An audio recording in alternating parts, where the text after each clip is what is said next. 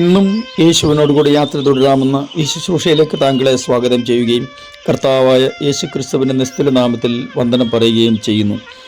സ്വഭാവം നല്ലതാണെങ്കിൽ ഏതൊരാളും നമ്മെ ഇഷ്ടപ്പെടും. സൽസ്വഭാവികളായി ജീവിക്കുവാൻ ഏറ്റവും നമുക്ക് ഉപകാരപ്രദമായിരിക്കുന്നത് ദൈവത്തിൻ്റെ വചനം പഠിക്കുകയും അതിനനുസരിച്ച് ജീവിതത്തെ ക്രമീകരിക്കുകയും ചെയ്യുകയാണ്. അത് ഒരിക്കലും നമ്മെ ദോഷത്തിൽ കൊണ്ടുവന്നെത്തിക്കുകയില്ല എന്നുള്ളത് മനസ്സിലാക്കാൻ അധികം പ്രയാസമൊന്നും വേണ്ടിവരില്ല. ഇതിനുവേണ്ടി പ്രധാനമായി നാം ശ്രദ്ധിക്കേണ്ട ഒരു കാര്യത്തെക്കുറിച്ചാണ് തുടർന്ന് നമ്മൾ ചിന്തിക്കുന്നത്. നിമിഷങ്ങളിലെ ധ്യാനത്തിനായി സദൃശവാക്യങ്ങളുടെ പുസ്തകം 20-ാം അധ്യായം 3-ാം വാക്യം വായിക്കട്ടെ. വ്യവഹാരം ഒഴിഞ്ഞിരിക്കുന്നത് പുരുഷന് മാനം, എന്നാൽ ഏത് പോഷണം ശണ്ട കൂടും.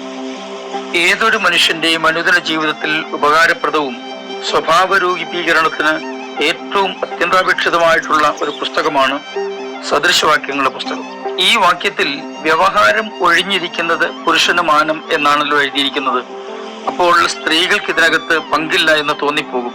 എന്നാൽ മറ്റൊരു മലയാള പരിഭാഷയിൽ ഇങ്ങനെയാണ് എഴുതിയിരിക്കുന്നത്: കലഹത്തിൽ നിന്നും ഒഴിഞ്ഞിരിക്കുന്നത് ബഹുമതിയാണ്, പോഷന്മാർ ശണ്ട കൂടിക്കൊണ്ടിരിക്കും.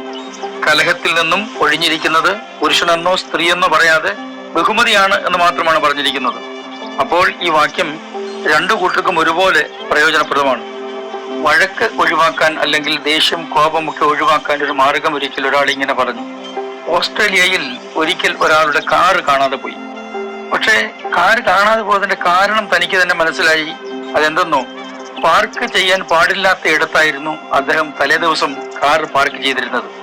തനിക്ക് മനസ്സിലായി അധികാരികൾ അത് കൊണ്ടുപോയിരിക്കുകയാണ്. നിയമാനുസൃതമായ ഫൈൻ അടച്ചെങ്കിൽ മാത്രമേ ഇനി വാഹനം തിരിച്ചു കിട്ടുകയുള്ളൂ. അയാൾ ആകെ അസ്വസ്ഥനായി.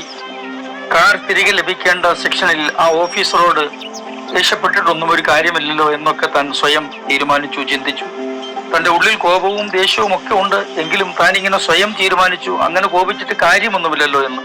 കോപത്തിൽ നിന്നും ഒഴിഞ്ഞിരിക്കാൻ, അല്ലെങ്കിൽ ആ ഓഫീസറോട് കാണുന്ന സമയത്ത് ചിലപ്പോൾ ഏതെങ്കിലും നിലയിൽ ദേഷ്യം വന്നാലോ എന്ന് വിചാരിച്ച് കോപത്തിൽ നിന്നും എങ്ങനെ ഒഴിഞ്ഞിരിക്കാമെന്ന് ചിന്തിച്ചു. ഒടുവിൽ ഈ സംഭവത്തെക്കുറിച്ച് ഒരു ഹാസ്യ കവിത താൻ രചിക്കുകയുണ്ടായി.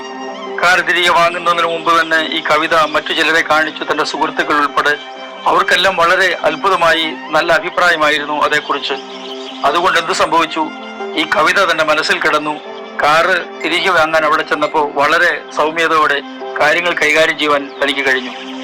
വ്യവഹാരം അല്ലെങ്കിൽ കോപം, കലഹം എന്നൊക്കെ പറയുന്നത് സ്നേഹിച്ചിരിക്കുന്നവർ തമ്മിൽ പോലുമുള്ള ചില അഭിപ്രായ വ്യത്യാസങ്ങളിലാണ് അത് ആരംഭിക്കുന്നത്. അത് ഒടുവിൽ പരസ്യമായ പൊട്ടിത്തെറിയിൽ അവസാനിക്കും. പൊട്ടിത്തെറി എന്ന് പറഞ്ഞതിന്റെ അർത്ഥം അവർ ഉപയോഗിക്കുന്ന വാക്കിന്റെ ശബ്ദം അവർക്ക് എടുക്കാൻ കഴിയുന്നതിന് അപ്പുറത്തുള്ള ബലം പ്രയോഗിച്ചുള്ള ശബ്ദമാണ് എടുക്കുന്നത്. രണ്ടുപേർ തമ്മിൽ സ്നേഹത്തിലും സൗഹാർദ്ദത്തിലും ഒക്കെ ആണെങ്കിൽ അധികം ശബ്ദമുയർത്തി സംസാരിക്കേണ്ടി വരില്ല. രണ്ടുപേരും വളരെ സാവധാനത്തിൽ, വളരെ പതുക്കെ, മറ്റൊരാൾ കേൾക്കെ തന്നെ അവർ പറയുന്നത് എന്താണെന്ന് ഒരുപക്ഷെ മനസ്സിലാകത്തു പോലുമില്ല, അത്രയും സാവധാനതയിലൊക്കെ സംസാരിക്കാൻ കഴിയും. എന്നാൽ ഹൃദയങ്ങൾ തമ്മിൽ അകലുമ്പോഴാണ് ഇത്രയും ഒച്ചയും ബഹളവും ഒക്കെ ഉണ്ടാകുന്നതെന്നാണ് ഒരു മനഃശാസ്ത്രജ്ഞൻ പറഞ്ഞിട്ടുള്ളത്. കോപം എന്നത് ചിലപ്പോൾ സ്വാഭാവികമായിട്ടും ഉണ്ടാകുന്ന ഒരു കാര്യമാണ്. എന്നാൽ അത് ക്രോധത്തിലേക്കും പിന്നത്തേതിൽ എന്തെങ്കിലും പ്രവൃത്തിയിലേക്കും ഒക്കെ നീങ്ങാതെ എന്ന് വചനം നമുക്ക് ഉറപ്പു തരുന്നുണ്ട്. എഫേസ്യലേഖനം 4-ാം അധ്യായം 26-ാം വാക്യത്തിൽ ഇങ്ങനെയാണ് പറഞ്ഞിരിക്കുന്നത്: കോപിച്ചാൽ പാപം ചെയ്യാതിരിപ്പിൻ, സൂര്യൻ അസ്തമിക്കുമ്പോഴും നിങ്ങൾ കോപം വച്ചുകൊണ്ടിരിക്കരുത്. അങ്ങനെ സംഭവിച്ചാൽ എന്താണെന്ന് അർത്ഥം വരുന്ന നിലയിലാണ് അടുത്ത വാക്യം എഴുതിയിരിക്കുന്നത്: പിശാചിന് ഇടം കൊടുക്കരുത്.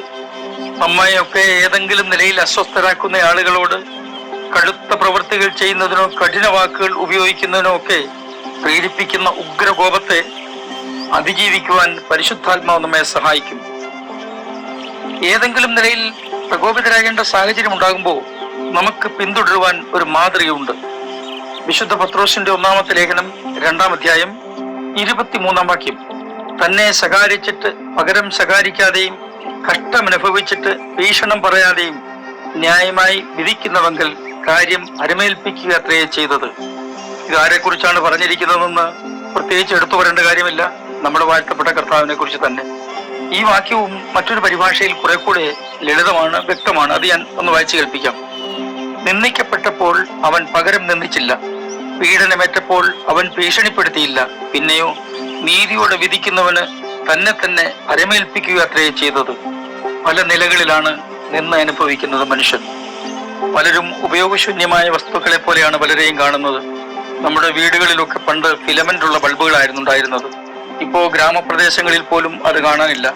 അതിന്റെ സ്ഥാനത്ത് ഒരു കാലത്ത് ട്യൂബ്ലൈറ്റ് ആയിരുന്നു, പിന്നെ CFL ബൾബിന്റെ സിസ്റ്റമായി, ഇപ്പോൾ ഏറ്റവും പുതിയത് LED ആയി. ഫിലമെന്റ് ബൾബ് ഇപ്പോൾ നമുക്ക് കാണുന്നത് പോലും ഇഷ്ടമല്ല. മനുഷ്യരാൽ നിന്ദിക്കപ്പെട്ടവനും വ്യസനപാത്രവുമായി തീർന്ന നമ്മുടെ കർത്താവ് ക്രൂശിൽ പിടഞ്ഞു മരിക്കുമ്പോഴും തന്റെ സ്വഭാവം കൈവിട്ടില്ല.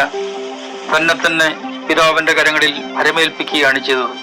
അനുദിന ജീവിതത്തിൽ കൃപയോടുകൂടിയതും ഉപ്പിനാൽ രുചി വരുത്തിയുമായ വാക്കുകൾ കൊണ്ട് നമുക്ക് അന്യോന്യം വിനിമയം നടത്താം. മറ്റുള്ളവർക്ക് അതൊരു മാതൃകയായി തീരട്ടെ. ഞാൻ ഇന്ന് നിങ്ങൾക്ക് വേണ്ടി പ്രാർത്ഥിക്കുന്നു. പിതാവേ, എൻ്റെ എല്ലാ പ്രിയപ്പെട്ടവരെയും അങ്ങയുടെ കരങ്ങളിലേക്ക് ഏൽപ്പിച്ച് അനുഗ്രഹിച്ച് പ്രാർത്ഥിക്കുന്നു. ജീവിതത്തിൽ കർത്താവിൻ്റെ വചനം അനുശാസിക്കുന്നതിനനുസരിച്ച് മുന്നേറുവാൻ ഞങ്ങളെ സഹായിക്കണമേ. യേശു ക്രിസ്തുവിൻ്റെ അൻപുള്ള നാമത്തിൽ തന്നെ ആമേൻ.